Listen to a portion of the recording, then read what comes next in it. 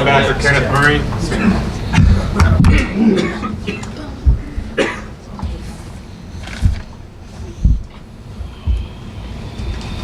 Questions? Kenneth, how is the season different for you going into the season? It's real different. Obviously I gained a lot of experience last year, starting on 14 games and stuff like that. So it's real different. Just taking that experience, putting it to use, and getting out there, getting after it. So, I'm ready to go. I feel great. So, I'm just ready to get out there and get after it. What stands out to you about Devin Singletary on film? He's a real good back, man. He has a lot to his game. Real good jump cut guy. Real explosive. You definitely have to wrap him up. It's one of those type of guys. Right now I've watched him. I've done a breakdown on FAU. So, I'm really impressed with his game right now. As far as the quarterbacks go, they haven't named one. Three of them are battling. Have you had to watch different, as far as like Arkansas for PV and FSU for DeAndre Johnson? Have you had to watch some of that to see exactly how those guys play, or is it just kind of y'all just going in and just going off last season's FAU stuff? I've watched a few of their games. All of the guys that are competing for the job, obviously just trying to get ahead. But without knowing the starter, I really don't have somebody to really break down right now, which is fine. That's up to them at the end of the day. So, like I said, I've done a breakdown on FAU and getting into their offense and stuff like that. And like I said, I like what I've seen so far. When you were breaking them down on film, is there anything kind of specifically that stood out about Lane Kiffin's offense? He runs a real explosive offense. They like to run tempo style offense, stuff like that. So he likes to spread you out and stuff like that. So at the end of the day, Lane Kiffin, he's known for offense. So at the end of the day, great offensive coach and great coach at the end of the day. So. Kenneth, what's it like if you do end up facing Chris at quarterback, playing a guy that was basically in your locker room? It's always fun in games. Like I said, football is a game, and Chris is one of my boys. We came in together and stuff like that. So he's one of my boys, and even though he left and he went through what he went through, he's always gonna be my boy. It'll be fun. Get out there and compete with him and stuff like that. We'll get after it throughout the game, and then afterwards we'll be family. So. Somebody that you've communicated with since very much? Not very much. I haven't really communicated with him, but we talk here and there and stuff like that. So he knows at the end of the day, we still family and stuff like that. And we came in together. So he was a quarterback for our class, the Student Squad 17 class. So obviously those guys, all of us guys, were real close. Did you take any of his tweet back in December or January to heart whenever he put up that picture on Twitter? I really don't get into Twitter beef, so I didn't take it to heart. It was a tweet, just a tweet. So, end of the day, it comes down to what happens in the 60 minutes of the game. So, Kenneth, you said that it's a lot different for you this year after a year of experience. If you could go back last year and tell yourself a year ago, you need to know X, Y, Z. Are there a couple of things that you would try to tell young Kenneth about what he's about to face? Yeah, for sure.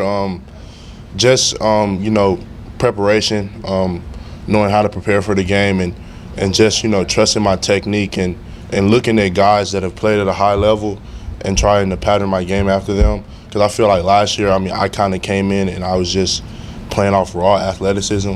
I really didn't understand like the scheme of things and what I was trying to do.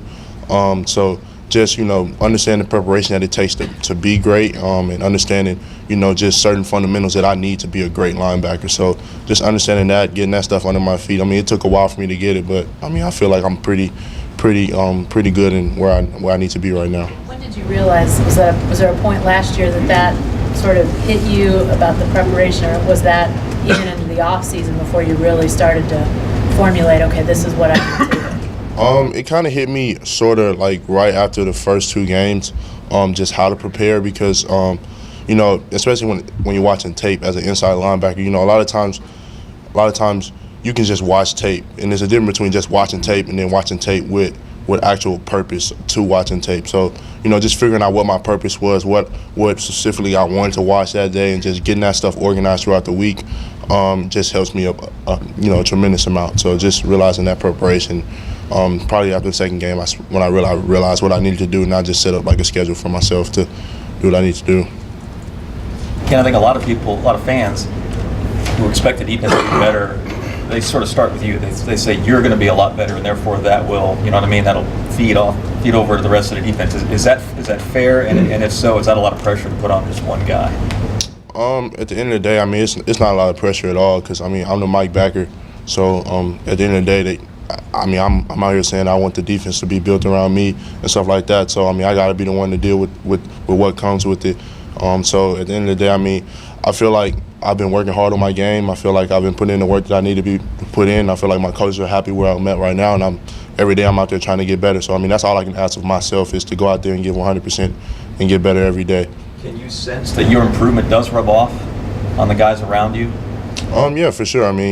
Definitely, since I know what I'm doing and I know how to, get to where I need to be. I know how to do certain techniques and stuff like that. It allows me to be more vocal. It allows me to recognize a lot of other different stuff. So now I don't just have to focus on just being a linebacker. Now I can focus on a lot of other things throughout the game. Riley calls you the heart of the defense, so they kind of set you down and talked to you and said, look, man, you're the leader out there. You need to get everybody in the right spots, lined up correctly, kind of put the onus on you a little bit on the field? Yeah, that's something that me and Coach Riley, we talked about personally one-on-one. And it's something that me and the defensive coaches, we talked about, and it's just something that I take personal. As far as like getting calls, getting stuff lined up, I feel like if somebody's not lined up, it doesn't matter what the excuse is or what happens, it's always gonna come back on me, and that's just how I am. So anytime anything happens, no matter if it's a hurry-up situation and somebody just doesn't get the call and they're all the way on the other side of the field, I still take that as that's my fault. So anytime that stuff happens and stuff like that, I'm always like, Coach, it's on me, because at the end of the day, they're making me responsible to get everybody the call, be the number one communicator. So at the end of the day, that's what I have to do. Aside from your personal growth, are there a couple other guys that you've seen maybe take a couple of jumps, or even some new personnel that's come in that give you confidence that this defense will be better this season? Definitely our D-line. Neville Gallimore has been a guy that has, I joke around with those guys a lot, and I say, oh, keep me safe and stuff like that, keep me from getting touched. And so, definitely the D-line overall. Neville Gallimore is a guy that's definitely showed tremendous improvement, definitely is doing his thing. Kenneth Murray is another guy down front that's doing his thing. Amani Bledsoe. Even if you look at the guys in the secondary, you got Justin Broyles, who, he had a tremendous camp. He's doing his thing, and then you got Trey Norwood, who's, I don't know if Coach Cooks, he calls him Mr. Consistent. He's definitely a consistent dude, definitely out there playing. So, we got pieces all around our defense, and so right now it's just a matter of just getting on the field, communicating, and going out there and showing effort to get to the ball. Hey, Kenneth, you and Justin Broyles were similarly high school recruits and that sort of thing. He sets out last year while you're playing a major role. Did you sense how he was handling that, working through that? Because that can be a pretty tough deal to have to work through. Well, he definitely handled it in a great way. He knew that he was redshirted, and he knew he wasn't going to be able to get on the field, so he took advantage of it. So he took advantage of the full year to work on his game, to work on specific techniques and stuff like that, and work on his mental side of the game and stuff like that. So I feel like he took it great. He went out there, worked on his game, and now he came back and now he's doing his thing. So for a guy like that, as hard as he works, it's always impressive. It always makes you want to work hard, especially when you got somebody like that works that hard on your defense. Creating turnovers have been down the last couple of years. How much of an added emphasis has that been entering the season? That's critical. Creating turnovers is something that's critical for our defense. That's what we want to do on defense, is cause havoc. So at the end of the day, that's critical. That's something that we work on every day, is trying to get out there and create turnovers and create big plays, big difference plays. So, that's just critical in our defense, is trying to get out there and cause havoc. Is there a player, a freshman, I'm sure somebody took you under their wings last year. Is there somebody that you've taken underneath your wings this year? I got both my LBs, Brian Asamoah and Deshaun White. Both of those guys obviously are in my room and stuff like that I talk to a lot. We got tons of freshmen that play, that's going to play. Ronnie Perkins is one of the guys. Book is another one of the guys. Just guys that they know I went through the same thing last year that they're free to go through now, and so just they're always able to come talk to me and ask me a question if what do you think about this, or like how was it doing this and stuff like that. So I'm always able to give advice to those guys like that. Does Deshaun remind you a lot of yourself last year and the way that he plays and approaches the game? Definitely. I mean, he reminds me of myself, but at a like way more advanced stage. Because like I said, coming out of high school, I didn't play linebacker at all. I was like, I never played inside linebacker until I got here. So he obviously played linebacker 4 years in high school, and so he kind of has like the gist of things a little bit better than what I did a year ago. But he definitely reminds me a lot of myself. You know, hard worker, guy like that. You can build something around. So I definitely like the way he's progressing right now. Y'all have kind of a chip on your shoulder for the way that last season ended defensively, or do you just erase it, clean the slate, and move forward? It's kind of a little bit of both. Definitely gonna have a chip on our shoulder because of the way it ended and the way that our defense is perceived. But at the end of the day, it's a new year. It's time to start new. So it's kind of like a two-way thing. You keep that chip on your shoulder to go out there and you play aggressive and do stuff like that. But at the same time, you realize like this is the whole new unit, a whole new team. We got to have a whole new identity. So, you just got to have that mindset to go out there and ball every time we get on the field.